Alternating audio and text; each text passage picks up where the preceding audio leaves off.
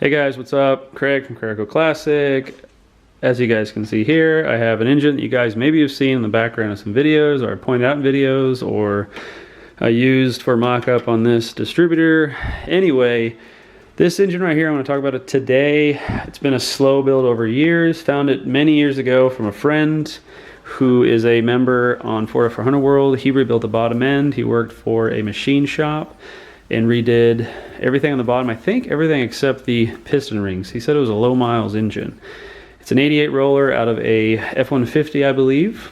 I have since then went through to make sure all the torque specs were good and had a couple friends check it out. And everything checks out as far as I know, but I am not a huge engine builder per se. Jack of all trades, master of none. So right off the bat, you guys can tell that these heads are not 88 roller 302 heads. They are GT40P heads off of an Explorer. If you guys don't know anything about GT40P heads, they're Ford's accidental performance head.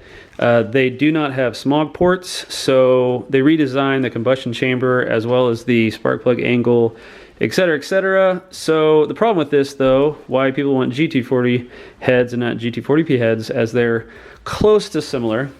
I believe combustion chamber is a little different size, and I think the runners are a different size as well. Usually, I'm told that GT40P heads flow a little bit better, but you have this spark plug angle. So if you guys can tell, they point out more. It was great, like I said, accidental performance head, but it sucks because it hits these right here. These are like, I don't know, from something, a Fox body, and they're supposed to be like the aftermarket headers for the GT40P heads, but as you can tell, the spark plug angle interferes with the headers, or at least this spark plug does. So I don't think these headers are going to work, which is fine, because even though they're good size, they're not as big as the ones I have on my truck, which are like eBay specials. And I'll be honest with you, I think they're going to work. Here, I'll show you real quick. So excuse the lighting. Here you go, that's not bad. So that's the same spark plug on this engine from these headers. As you guys can tell, it looks like, quote unquote, that even if that spark plug was angled out more, I don't know if you guys can tell, it doesn't look like it's going to interfere, or it's going to interfere less. So I think these headers are going to work for GT40P head spark plug angle, so we'll see. So when I got these heads, I went through it with some of those grinding compounds, different grades of it, make sure those valves seated to the head like they should. The heads were pretty good condition, but I went ahead and just freshened them up anyway. Did a little bit of compression test when I put them on here. Everything seems to be holding up. Haven't done full-fledged one yet. So from there, as I had the timing case off and water pump off, I went ahead and did an E303 cam, which is Ford's racing cam. You guys know that if you know 302s or if you know Fox bodies. It's a cam as well as the F cam and so on that you guys will find in 351s and basically any of the Windsor family. I went ahead and got new lifters as well. I'm reusing push rods, and we'll see if that's a good idea or not. But yeah, even though it's been sitting around a while, it's pretty good. It looks like I'm gonna have to put some more, a lot more assembly lube on it. So that's what I have going on. I'll put up some cam specs of the E303 cam so you guys take a look at it. I believe it's 498 lift, 110 lobe separation, 210 duration. Probably got that backwards. Anyway, pretty good cam. You know, I still have vacuum for my brakes and so on, and it's got a nice lobe to it. It's going to sound good. You know, I'm told different numbers, but I'll be happy with 300 at the crank back there. It's just going in my truck. It's relatively stock suspension, so it's nothing I really want to have a runner in there quite yet. Maybe a future thing. But anyway, I've got a high flow aluminum water pump here. It's just sort of mocked up. I still need to install it. What else here? Like I said, I went with the El Rayo ignition kit. As you guys can tell, man, it's kind of hard to tell actually. As you guys can tell, they are engraved. A fellow member on Ford F100 World actually hooked me up with these. So the valve covers I bought but I went to Zachary's company, which is FC Ziegler and Company, I think. So they've been around since, like, I don't know, the 20s or 30s, and they've done a little bit of everything. I assume that it's always been on the metal side. They're getting back to like their roots as automotive, which I believe is what they started with, and they do engraving, and I believe they do CNC work now. And I really am impressed with this. They also sealed it for me, hoping maybe that'll last, because I actually have these valve covers on my engine in my truck, and they because they're polished aluminum, they hold on to every bit of grime that touches them. So anyway, great company. You know, I actually want to do a little shout out to him. He did a great job here, and if you guys on Ford F100 World, any of the groups, YouTube, if you guys want to hit him up, you guys can hit him up at Zach Fryer at Zieglers.com. I'll put that up on the screen here. You guys can hit him up if you guys want some certain kind of engraving or CNC. Probably gonna do more videos on his stuff in a future time. He was nice enough to do this. You know, he says he wants to get back to the automotive roots, so I think it's cool that he wants to do it for all the CraigerCoClassic family here, all the CraigerCoClassic Nation people that are really into classic cars and trucks. So what's under the valve covers? Well, right now it is a used set of uninstalled full roller pedestal rockers. Missing one there. There's some more over here. So these I decided not to use. A fellow Ford F100 World member, again, had these. He wanted to go with something different. I believe one of them sort of failed on him, but he was pushing a pretty high lift cam, and I believe he was on GT40P heads as well. So he said they weren't the right rockers, he believes, for what he had going on. So I did some research on these. They're actually really good brand. I forget what they are exactly. They are not super high-end brand, but they're not bad as well. Anyway, I decided I'm just going to hold on to these, maybe for a backup, maybe for another engine, and I plan on replacing these with actually ones that look pretty identical. I'll let you guys see of the ones that I'm going to install. Here they are. Here's the brand. I hear a lot of good things. Done a little bit of research on them. I believe these are about as close as you can get to some of the higher end brands like Scorpion.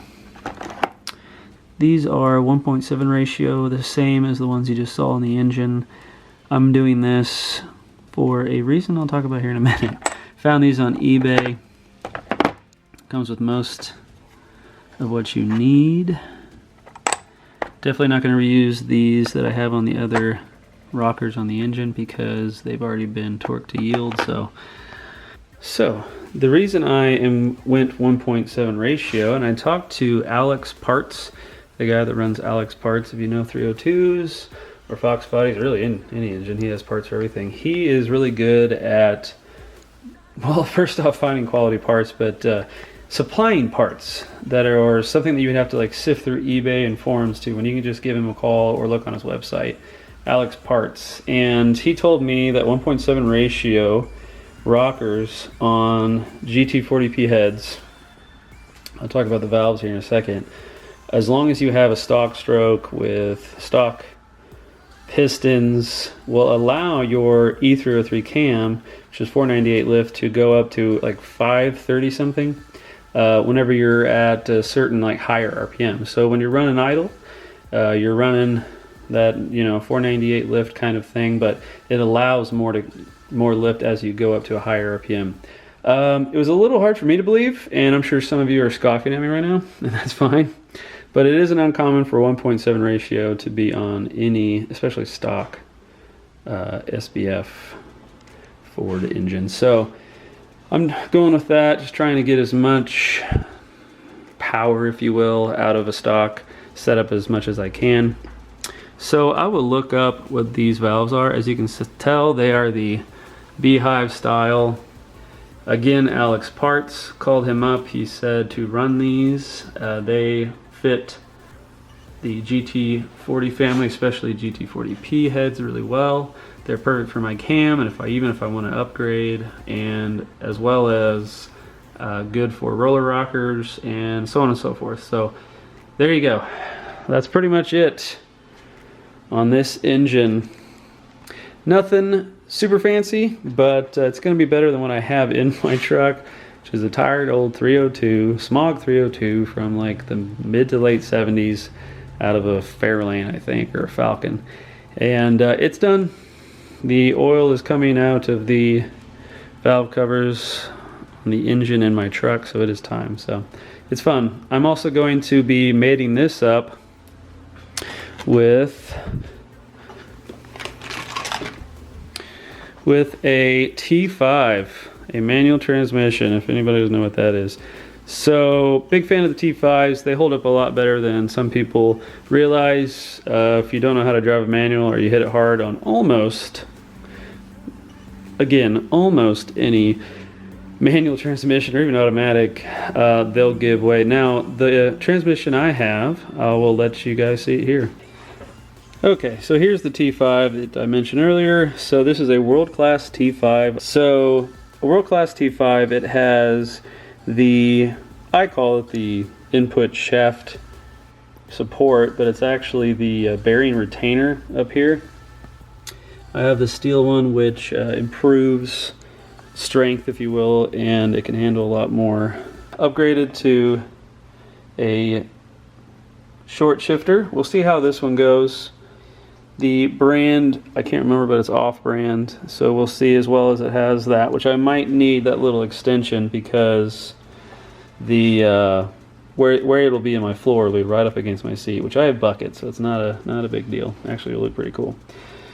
As well as I have here, I looked up, there's not much difference in the bell housings on T5s or world-class T5s or anything like that, except if you get a V6 T5 bell housing. Can't remember what the difference is, but this one right here is, I looked it up, and I believe the later 80s, I think, have the bell housings that are a little bit more potent. I'm sure everyone's going to correct me on that. But I've thought about going, so this is obviously like cast aluminum. I've thought about going steel, which again will improve the strength of this T5. But those are $300 to $500, so maybe later. So maybe I should just fork it up, I don't know. So anyway, this T5 was built by a co-worker of mine. He is a diesel mechanic at UPS, and he rebuilds these mainly for his, well, I think he sold it now, but he had this racing Mustang that had all types of Windsor motors in there, and I believe the T5 that is one up from this is like a Z World Class, I believe it is. I'm not a T5 guru here, so. But he replaced everything, tail shaft seal, he went through it all, put solid gears in it. So this was his T5 that he used for a while before he went super serious racing, and it held up really well, and then he went through it all before he sold it to me. So it was pretty cool of him to do that. Made a deal, got some parts where I got that T5 bell housing actually. Again, I believe it even has a few of that one-up, step-up T5Z, whatever, T5 that you can get, but this is basically just a little bit better improved world-class T5. So that is going to be mated to that engine over there. I also have, so for those of you that have the F100, I'll pull this out and talk about it next. Alrighty guys, so if you're putting the T5 in your truck or whatever, they use, well, if you decide to go cable, they use quadrants. And usually, like if you pull them out of a Mustang, or as far as I can tell, anything that had a T5 in it, the quadrants are usually plastic, and they're on the clutch pedal. As you can tell, these bolt in. So I went ahead and got one of these a while ago, and then I got a two-step here. And the idea here is that I'm going to bolt it to the stock F100 clutch pedal, because I don't have like the Z-bar. I added my clutch pedal, which, side note, 1966 pedal and brake pedal, so clutch and brake pedal, fit into a 68 to 72 assembly, brake pedal and clutch assembly, which is kind of cool. I figured they wouldn't fit and I'd have to modify it. But anyway, moving on from there. Here are the quadrants. So you bolt this to there. So you bolt this to your clutch pedal. At least that, in theory, is what I'm going to do. I've heard other guys do this. So if you're using quadrants, well, then you're obviously going cable. And this was in most Mustangs, I think all Mustangs, that had the T5 in it. So this end goes into the firewall, which I'll have to make a hole for. And then, of course, down here you mount it off of, I don't know, I'm guessing the transmission or something.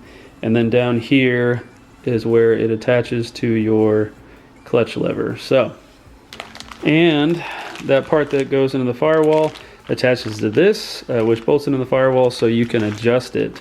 This right here is a universal adjuster, and all this was found on eBay. Pretty much took advice from the diesel mechanic that sold me everything, so hopefully that'll work out as well as it should. I haven't heard anybody having any issues, so. But just in case, I did buy this. This would be for a hydraulic setup if you're wanting to run hydraulic clutch. I have some of the other goodies over there as well as but I really don't want to. They're a little less adjustable than the cable, and I'm told they're better in a lot of ways, but you lose the feel of the clutch, I believe. If memory serves, this is off of a Jeep, like maybe a 80s or 90s Jeep. So it is possible that I'll use this, but I'm going cable in the beginning. Also, guys, fun tip: if you're putting a T5 into a like later or earlier model 5.0 or Windsor, pretty much anything, so they require to go with a pilot bushing. Let's say if I was to put a top loader on this 5.0 and put it in my truck, that would be a pilot bearing. So there's a side note for you guys. Well, guys, I'm gonna let you go. I hope I remember to talk about everything on this engine, and I hope you guys enjoyed it. Coming up video would be how to install pedestal mounts. They're surprisingly simple, but that's going to be a future video as well, if it's not up already. Alrighty, guys, later. Peace.